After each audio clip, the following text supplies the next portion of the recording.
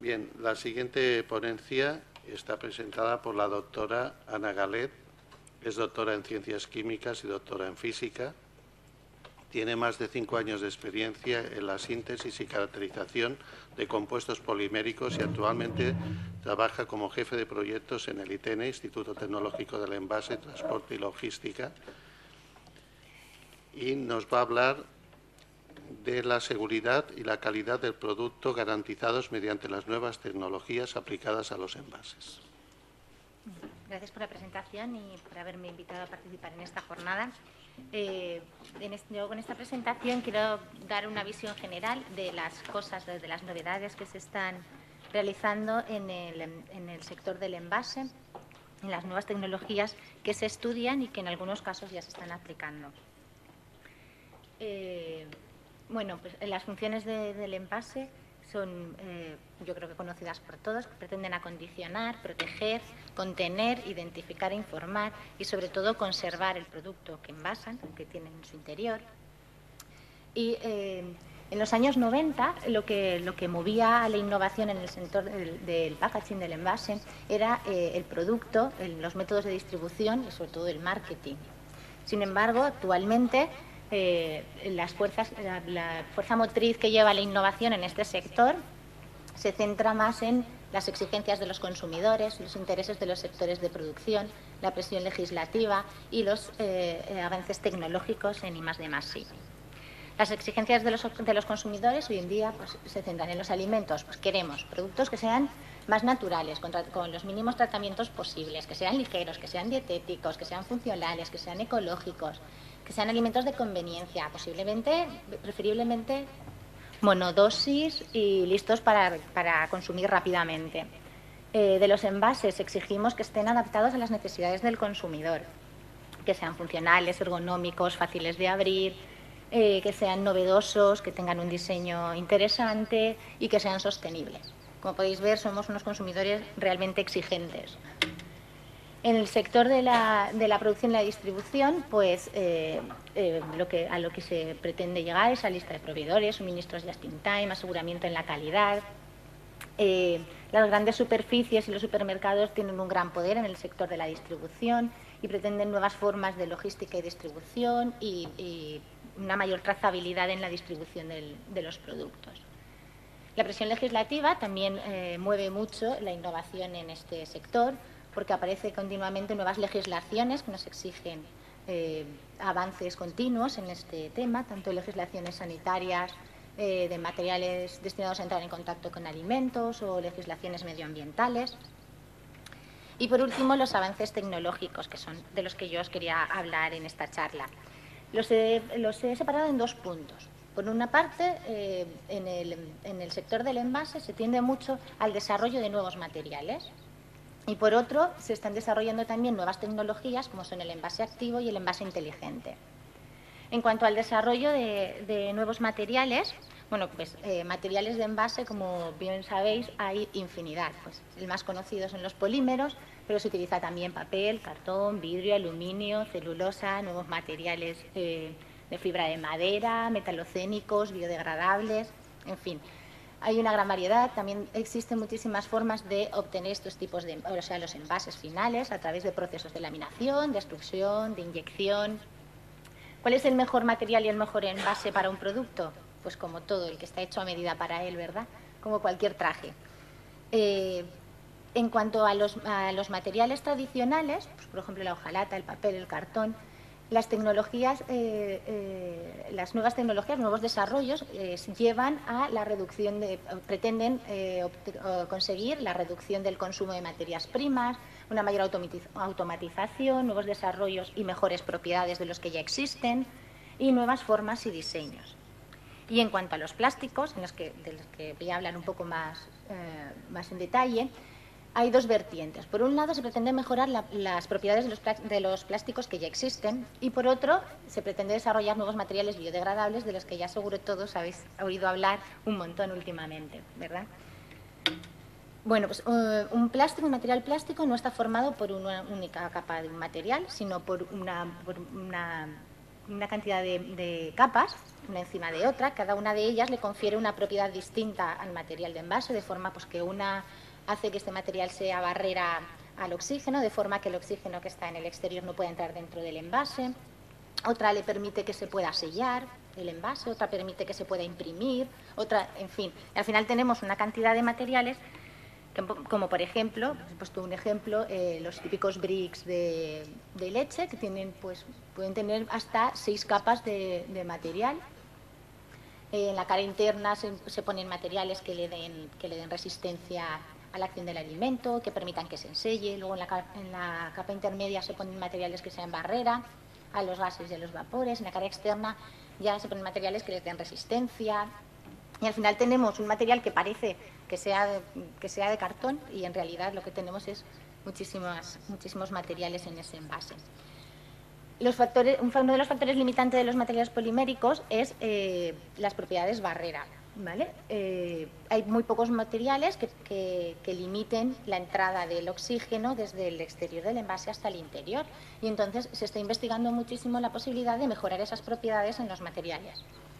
Bueno, pues se están investigando la mezcla de polímeros que ya sean barrera con otros que no lo sean, nuevos polímeros como poliámidas y poliésteres aromáticos, o recubrimientos en los polímeros convencionales en los que se recubre pues, una capa de óxido de silicio, óxido de aluminio, que los hace ya barrera y que impide que el oxígeno entre en el envase. Algunas de estas tecnologías ya son comerciales y ya hay proveedores que las comercializan. Otra forma de aumentar las propiedades barreras de los materiales es el empleo de nanomateriales poliméricos, que son materiales obtenidos por la dispersión en el polímero de partículas inorgánicas del tamaño nanométrico, como por ejemplo arcillas laminares, que se dispersan dando lugar a nanocomposites. ¿Cómo actúan estos nanocomposites? Pues bueno, el polímero convencional pone muy poca resistencia al oxígeno a atravesar el material de envase e introducirse dentro. Sin embargo, un nanocompuesto laminar lo que hace es impedir estéricamente o dificultar el camino de entrada de ese oxígeno y así complicárselo un poco para hacerlo más barrera. La evolución del consumo de los plásticos en los últimos años ha crecido exponencialmente, como se puede ver en la gráfica. Desde el año 1950, en el que se consumían 1,5 millones de toneladas de plásticos, hasta el 2007, en el que se consumieron 260 millones de toneladas, hace que sea necesario una visión general, una introspectiva para ver cómo podemos solucionar esto, porque obviamente el consumo es descomunal, sobre todo en el sector del envase y en el embalaje, que implica un 43% del consumo total. Entonces, ¿por qué debemos utilizar polímeros biodegradables? Bueno, viendo los datos anteriores, creo que es bastante evidente, ¿no? Los recursos fósiles son limitados y, por tanto, el precio de las materias primas sube en función de la disponibilidad de estos recursos. Sin embargo, pues las materias renovables presentan muchísima menos volatilidad en el precio. Luego también hay cuestiones medioambientales, porque el uso de recursos fósiles genera continuamente grandes cantidades de gases invernadero, y los polímeros que empleamos habitualmente tardan en descomponerse más de 100 años. Sin embargo, el uso de biomasa pues, limita mucho el calentamiento del planeta. Y dentro del contexto político, pues, el empleo de biopolímeros también puede desarrollar mercados nuevos y duraderos para la agricultura en países industrializados, reducir la dependencia de los recursos fósiles y plantea también una reestructuración en la industria del plástico en Europa.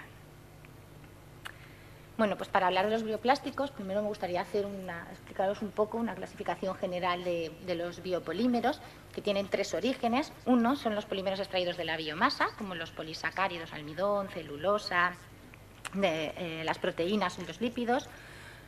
Otros son los polímeros sintetizados a partir de los monómeros de la biomasa, como es el PLA.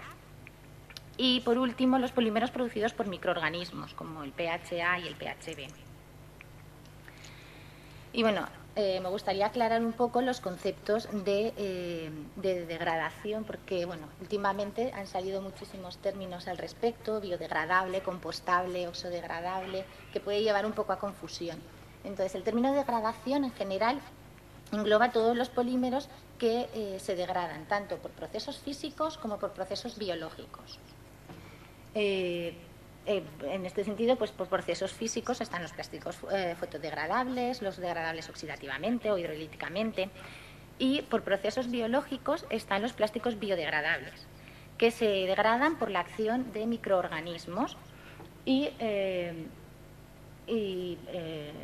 bueno, tales como bacterias, algas, hongos, y están regulados por una normativa muy específica, la 6400-99.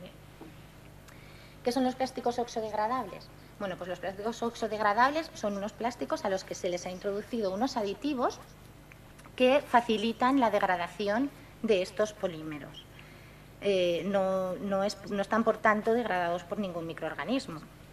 Se degradan en dos etapas. Una primera en la que, por acción de la luz o del calor o de la tensión mecánica, el polímero da lugar a la rotura de las cadenas y a compuestos de bajo peso molecular, y una segunda etapa en la que esos compuestos de bajo peso molecular se degradan con el tiempo.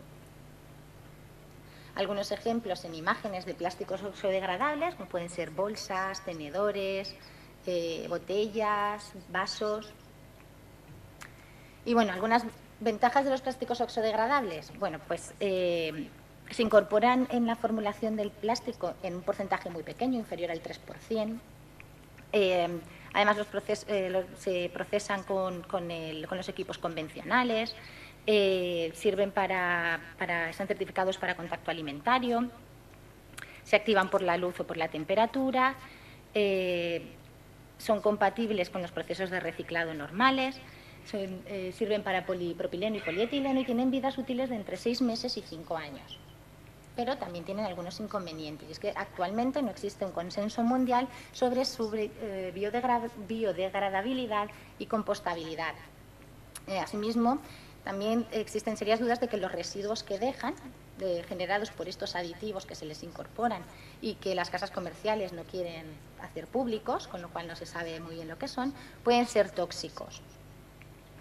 Y además, si estos polímeros no se degradan, o sea, no se reciclan como material oxodegradable y se introducen en los contenedores habituales de plásticos, pues se impide que se inicie el proceso de oxodegradación que necesita la acción de la luz y de la temperatura para llevarse a cabo. Entonces, bueno, pues la alternativa son los polímeros biodegradables. Son residuos, son polímeros que por acción de microorganismos se degradan dando lugar a dióxido de carbono, metano, agua y compuestos inorgánicos. Es decir, se degradan completamente sin dejar ningún residuo. ¿Y qué son los plásticos compostables? Bueno, pues los plásticos compostables, bueno, esta es la definición según la norma, pero es más fácil. Bueno, un plástico compostable es un plástico biodegradable, pero que debe cumplir unos requisitos establecidos también por una norma que dice que en condiciones de compostaje tiene que ser capaz de degradarse en menos de 180 días. ¿Qué ventaja tiene sustituir los polímeros convencionales? Bueno, pues porque estos efectivamente son biodegradables y compostables, reducen el consumo de energía, no requieren una inversión significativa para el transformador, para el generador del envase. Ambientalmente, pues se produce con recursos renovables. Hoy en día se está investigando la obtención de polímeros biodegradables de prácticamente cualquier cosa, desde las pieles de las patatas, la caña de azúcar, los guisantes, las cáscaras de huevo, bueno, cualquier cosa. Además, eso permite pues el empleo de posibles residuos de la agricultura. Además, estos materiales están aprobados para contacto alimentario, son inherentemente antiestáticos, y es que todos Yo me imagino, a mí me pasa mucho cuando llegamos al supermercado y estamos 3 horas intentando abrir la bolsa de plástico y no se abre nunca. Bueno, pues con estos polímeros eso es más fácil, se solventa un poco ese problema y además necesita menos tratamiento antibao y para la impresión. Claro, también tienen algún inconveniente, como no, y es que presentan propiedades mecánicas y de procesado poco satisfactorias. Y en esa línea es en la que se está investigando actualmente en el tema de los materiales biodegradables. ¿Cómo se pueden mejorar esas propiedades? Pues mediante el empleo de biocomposites. Entonces, lo que se hace es combinar 2 o más componentes que permiten mejorar las propiedades de los materiales iniciales. Por ejemplo, en ITEN estamos realizando estudios de almidón con nanowhiskers de celulosa, del guisante, y obtenemos pues, que se mejoran las propiedades, aumenta el módulo de Young y por tanto disminuye la elongación a la rotura, o el PLA con el empleo de nanoarcillas modificadas, que también disminuye la permeabilidad al oxígeno.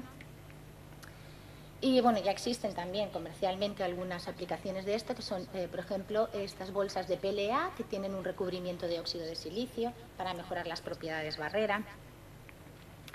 O, bueno, aplicaciones basadas en el almidón, pues bueno, ya veis, realmente sí que existen algunas cosas ya en el mercado y basados en el PLA también se pueden encontrar algunas aplicaciones ya en el mercado. Bueno, esto en cuanto al desarrollo de nuevos materiales. Ahora, en cuanto a las nuevas tecnologías que se están investigando, voy a empezar a comentar primero la tecnología del envase activo. Existe una multitud de factores externos que determinan la estabilidad de los alimentos cuando ya están envasados. Y es que les afectan los microorganismos, los gases, la temperatura, el tiempo. ¿Cómo puede llegar a afectar al alimento todos estos factores si están dentro de un envase? Bueno, pues es que existen 3 tipos de interacciones que tienen lugar entre el entorno, el envase y el producto que está envasado, que son la permeación, la absorción y la migración, que puede dar lugar a degradación sensorial del alimento, a degradación nutricional, al deterioro del envase incluso, o a la alteración del mismo. Y, por ejemplo, la permeación, que es la transferencia de materia o energía a través del envase, tiene lugar, por ejemplo, el oxígeno atmosférico o la humedad que entran dentro del envase y provoca pues, el enranciamiento de las grasas o la modificación y la textura, el apelmazamiento de los alimentos. Y la absorción, que es el paso de sustancias desde el entorno o el alimento al envase, da lugar a 2 efectos. Primero es un efecto sobre el alimento que puede provocar pérdida de aroma o sabor. Por ejemplo, el 40% del limoneno del zumo de naranja se puede quedar retenido en el polímero de polietileno de baja densidad. Y también puede provocar efectos sobre el material, ya que puede alterar su aspecto y características al retener sustancias. Y por último, la migración, que es la transferencia de masa del material de envase al alimento o al entorno, y que son sustancias de pequeño peso molecular que pasan desde el envase hasta el alimento y que, pues como ejemplo, pues nada, la migración de plastificantes en films de queso, que hace que el film pierda elasticidad y transparencia, o la migración de componentes de la tinta. No sé si recordarán hace algunos años una leche infantil que tuvo problemas de migración de las tintas a la leche, lo cual era bastante llamativo porque abrías el envase y la leche tenía color y claro, los consumidores se alarmaron bastante, pese a que el límite de migración de las tintas estaba por debajo del límite permitido. Bueno, pues todas estas interacciones que parecen muy negativas, en el envase activo lo que se pretende es aprovecharlas para ampliar el tiempo de conservación de los alimentos. ¿Cómo se quiere hacer esto? Pues nada, se diseña de forma deliberada materiales que incorporen en su interior o bien sustancias que puedan ser transmitidas al alimento o bien que absorban sustancias del alimento. De esta forma se pretende corregir los efectos propios de un envase. A ver, de forma simple, un ejemplo pues podría ser un material polimérico, un material de envase al que se le ha introducido un antioxidante, de forma que ese antioxidante se libere de forma controlada, de forma gradual en el alimento con el tiempo y así pueda alargar su vida útil. ¿Qué ventajas tiene frente a la adición del antioxidante directamente en el alimento? Bueno, pues que es una migración controlada, que se prolonga con el tiempo, que en la adición directa la concentración inicial de los aditivos es relativamente elevada, que se pueden evitar las cantidades elevadas de conservantes y de aditivos en los alimentos, que la adición directa puede provocar pérdida de actividad y consumos rápidos, y que incluso la posibilidad de que un antioxidante adicionado directamente en el alimento a concentraciones elevadas pueda actuar incluso como prooxidante, consiguiendo precisamente el efecto contrario al que se pretende. Bueno, en cuanto a existen muchos tipos para clasificar, muchas clasificaciones para los envases activos.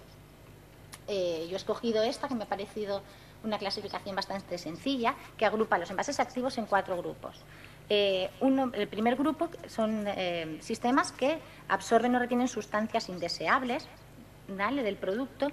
El segundo grupo son sustancias que liberan o emiten sustancias beneficiosas. El tercero son sistemas con efecto térmico. Y el cuarto son sistemas que regulan la entrada o la salida de sustancias, tanto deseables como indeseables, del entorno y del producto. El primer tipo, los sistemas absorbedores, pues pueden absorber oxígeno, humedad, exudados, dióxido de carbono, etileno, olores. Ojo, los olores, según la legislación, no se pueden eliminar del envase siempre que sean sustancias indicativas del deterioro. Es decir, no puedes llevar a error al consumidor sobre el estado en el que se encuentra realmente ese producto. El segundo tipo de envases son los sistemas emisores, que pueden ser inhibidores de reacciones de oxidación o antimicrobianos, o enzimas, como por ejemplo en el caso de la enzima lactasa. Este caso todavía creo que se está estudiando, que se introduce la enzima lactasa en el interior del material de envase, de forma que secuestra la lactosa de la leche y la descompone en galactosa y en glucosa, y de esta forma hace que la leche sea apta para los intolerantes a la lactosa. También pueden ser sistemas emisores de dióxido de carbono, de vapor o de aditivos que se incorporen justo en el momento de apertura, justo en el momento en el que se abre el envase.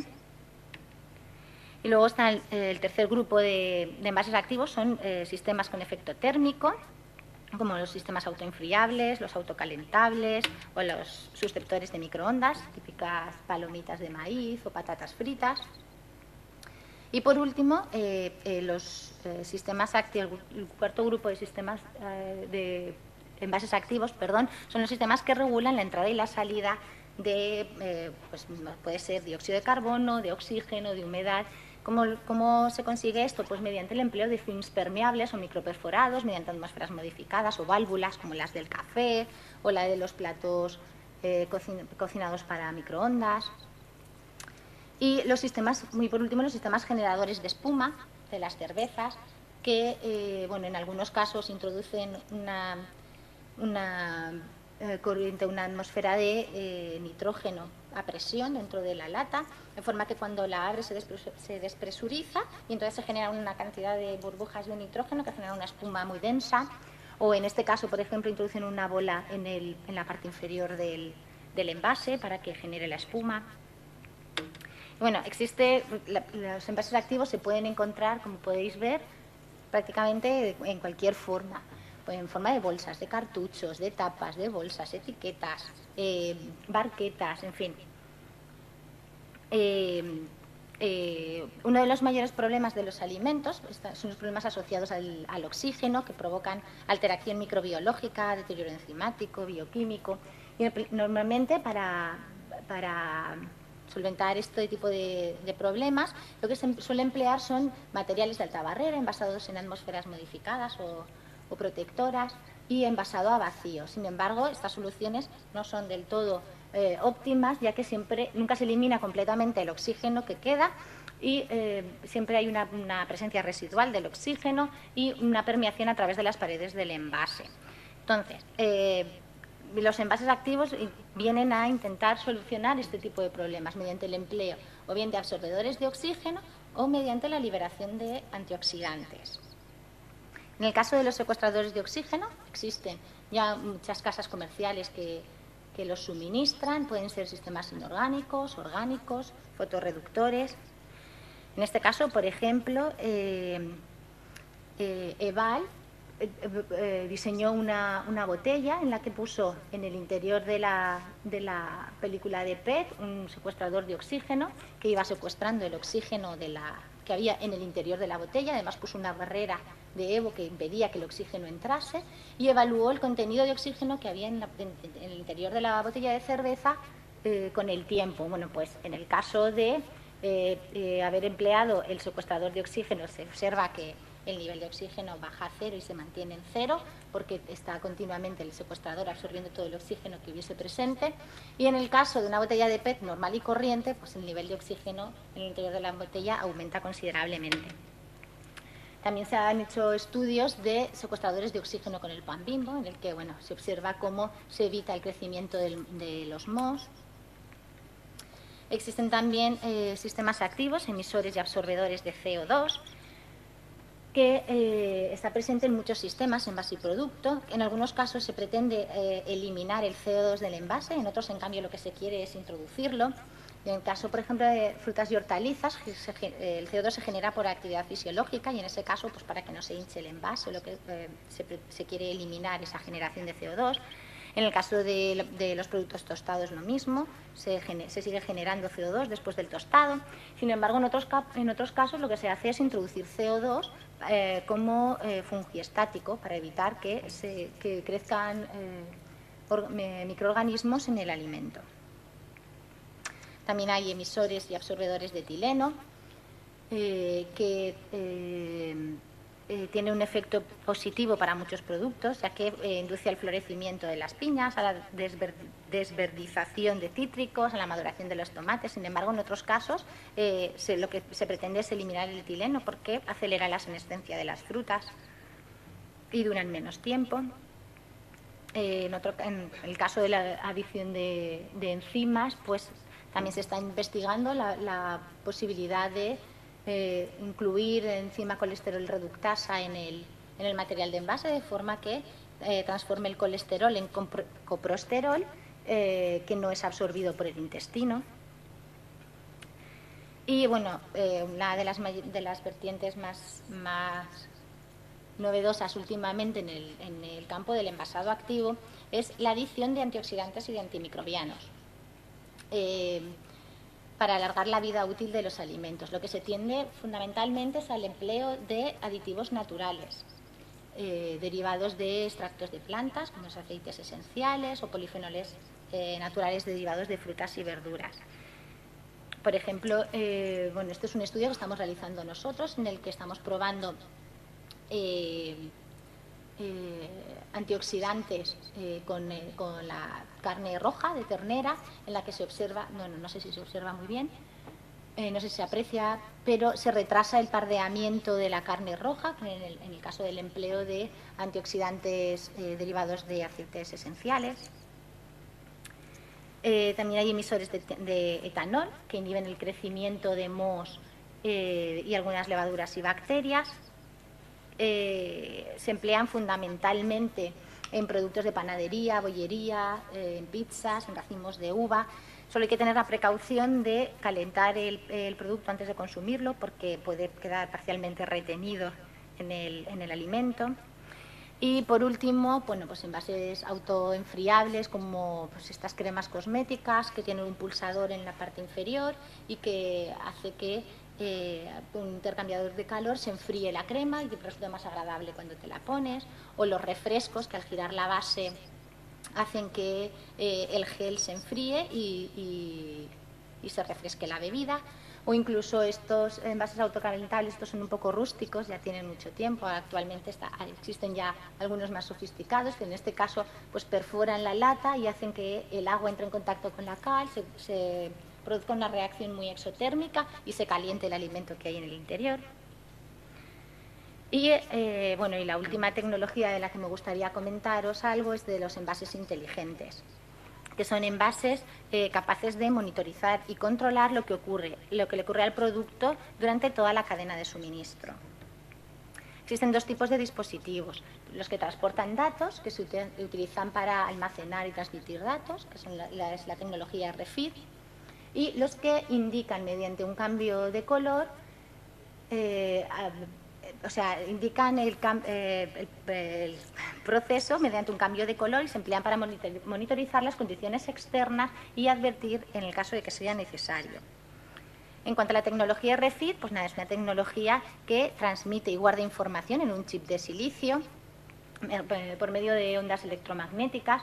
Es, digamos, el hermano inteligente de los códigos de barras, porque no solamente te dan la información que puede incorporar un código de barras, sino que además creo que tienen hasta un kilobyte pueden almacenar hasta un kilobyte de información y te pueden contar pues muchísimas cosas de lo que ha sufrido ese envase durante toda la cadena de suministro. Bueno, se incorporan en contenedores, en palets, además están formados por un chip de silicio con una antena y un sustrato, y pueden ser activos, pasivos o semiactivos dependiendo de que incluyan o no una batería y sean autónomos por sí mismos. ¿Cómo se pueden introducir estos tags RFID en un envase? Pues bueno, como podéis ver, existen multitud de aplicaciones y esta pues, es una forma bien sencilla de incorporarlo. De esta forma, somos capaces de seguir desde el momento en que introducimos el tag en esta cubeta, somos capaces de saber en todo momento en qué condiciones se encuentra esa cubeta, dónde está, si ha roto la cadena de frío, en fin. Algunos ejemplos de sistemas RFID ya comerciales son, por ejemplo, esta casa japonesa que comercializa hologramas que dan autenticidad, que se utilizan como sistemas de autenticidad para el envase, y debajo del holograma se incorpora un tag RFID. O estos tapones de vino en los que se introduce un chip RFID que lleva información sobre la fecha de embotellado, el tipo de uva, el porcentaje del grado alcohólico. Bueno, otras aplicaciones, y estas realmente pueden llegar a ser muy interesantes, que se están desarrollando actualmente, son aplicaciones farmacéuticas. En este caso es un blister que incorpora un cuestionario que rellena el paciente cuando se toma la medicación y pues puede graba la fecha en la que se toma la pastilla, el tiempo, el lugar y cuando el paciente se debe tomar su próxima dosis. Luego esa información, no puedo volver para atrás. Vale. Luego esa información se puede pasar fácilmente a un ordenador y procesar los datos que se han almacenado en el sistema RFID. Otro tipo de aplicaciones, pues lleva un tag RFID en el tapón, de forma que se graba cuando el paciente abre el envase y le recuerda cuándo tiene que tomar su próxima dosis. O que lleva la antena de RFID impresa en la parte metálica del blister, de forma que cuando sacas la pastilla, esa antena deja de emitir la información y queda patente solamente la información del resto de las pastillas.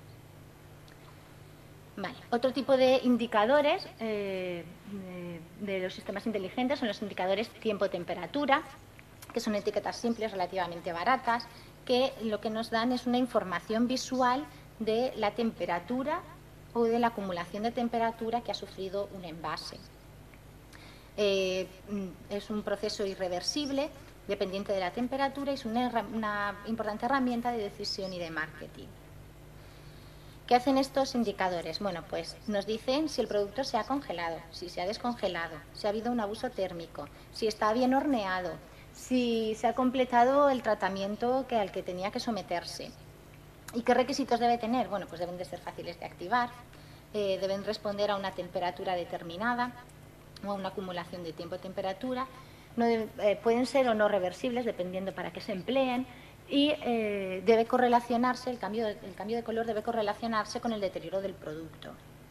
Existen tres tipos de indicadores TTIs. Unos son los que avanzan por capilaridad. En el momento en el que se abre el envase se acciona o se activa el dispositivo, de forma que va aumentando conforme, a los días, según la temperatura de la nevera, se va marcando los días que lleva abierto este envase. Luego están los que cambian de color al superar una temperatura umbral, pues que te indican cuando ya no puede usarse porque se ha roto la cadena de frío, por ejemplo, o porque se ha descongelado el producto. O indica también cambios de pH. Y por último, los indicadores constituidos por tintas termocrómicas. Estos son muy llamativos, indican cuando, por ejemplo, el vino está suficientemente frío para consumirlo, o cuando ya no quema, por ejemplo, una botella que se ha calentado, un envase que se ha calentado y ya se puede coger tranquilamente con la mano, manipular con la mano, cuando ya se ha enfriado la botella de la cerveza, o cuando por ejemplo, en este caso de Nestlé, cuando calientas el chocolate y alcanza la temperatura idónea, aparece el logo de la empresa. O, por ejemplo, pinturas termocrómicas puestas en el huevo, que te indican cuando ya está cocido. Y bueno, pues algunos casos reales, algunas aplicaciones de estos sistemas, pues nada, son, pues en este caso, por ejemplo, aparece una lata de color azul, aparece una lata impresa de color azul que te indica que ya el envase está frío, o una etiqueta en la que se cambia de color de azul de blanco a azul, cuando ya está óptima para el consumo. O, por ejemplo, esta casa de chocolate, Dars, que ha incluido una etiqueta TTI que te dice a la temperatura óptima en la que debe ser consumido el chocolate. O esta otra, una casa noruega, que ha introducido un dispositivo que emite un pitido cuando ya ha alcanzado el punto óptimo de calentamiento para el consumo del producto. Bueno, y este ejemplo que ya lo hemos comentado antes, en el que tú activas el indicador cuando abres el envase y te marca la vida útil del producto mientras puede ser consumido. Otro tipo de indicadores de envases inteligentes son los indicadores de humedad, que son sales de sales de cobalto o de cobre que cambian de color, de azul a rosa o de amarillo a verde, o los indicadores de frescura. Los indicadores de frescura normalmente lo que hacen es reaccionar a metabolitos generados por los microorganismos presentes en los alimentos, como amina, sulfídrico. Y, bueno, pues algunos ejemplos, en este caso la etiqueta pasa de rosa a amarillo cuando ya han crecido suficientes microorganismos como para que no debas comerte el producto, o aparece un aspa, o en este caso te indica la presencia de etileno o de aminas en el caso del pescado, o en este caso, por ejemplo, el código de barras cambia de color, se vuelve opaco para que no se pueda comercializar ese producto porque ya no está en buen estado. ¿Algún caso real? Pues bueno, la compañía aérea British Airways lo que hace es comprobar el grado de frescura de sus alimentos mediante una etiqueta de indicador de frescura. Otros indicadores son pues indicadores de golpes o indicadores indicadores de golpes o dispositivos de autenticidad o de fraude. Y bueno, ya para terminar, pues me gustaría comentarles un poco la legislación relativa al tema del envase, que bueno, es muy amplia porque existen muchísimos materiales de envase y por lo tanto pues cada material tiene su propia directiva. En el caso de los alimentos, por ejemplo, existe una legislación general, que es el Reglamento 1935/2004, y muchas directivas específicas en función del material que se emplee para ese envase. Existe también una directiva específica para envases activos e inteligentes, y además también tenemos que tener en cuenta las directivas sobre aditivos y aromatizantes alimentarios, cuando estos van a ser incluidos en un envase activo, obviamente. Bueno, en cuanto a la legislación específica de envases activos e inteligentes, bueno, pues establece los requisitos de comercialización de este tipo de envases. Entonces, pues en 5 capítulos y 14 artículos establece las definiciones y los alcances, la composición de los materiales activos inteligentes, pues es decir, qué sustancias pueden o no pueden ser incluidas, el etiquetado, una declaración de cumplimiento y las disposiciones finales en entrada en vigor. Así, de forma sencilla, muy brevemente, pues comentar que un envase activo debe cumplir la misma legislación que un envase que no sea activo, que el mismo, o sea, es decir, que el mismo envase sin el componente activo, que la sustancia liberada al alimento no se debe incluir en el valor del límite de migración global, que las sustancias activas deben estar incluidas en las listas positivas y, pues bueno, que deben estar claramente etiquetadas las partes no comestibles del envase. Los productos farmacéuticos también tienen una legislación de envases que están incluidas en las farmacopeas europeas y nacionales y que también deben cumplir, cuando son ingeridos por vía digestiva, las directivas sobre materiales en contacto con alimentos y sobre aditivos alimentarios.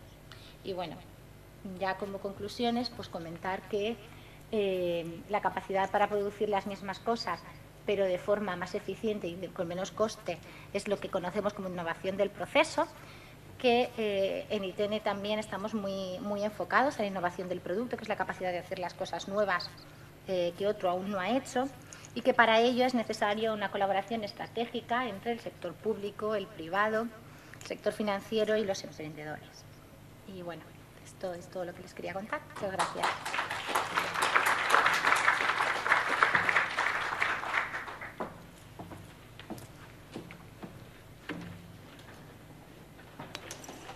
Bien, ¿alguna pregunta?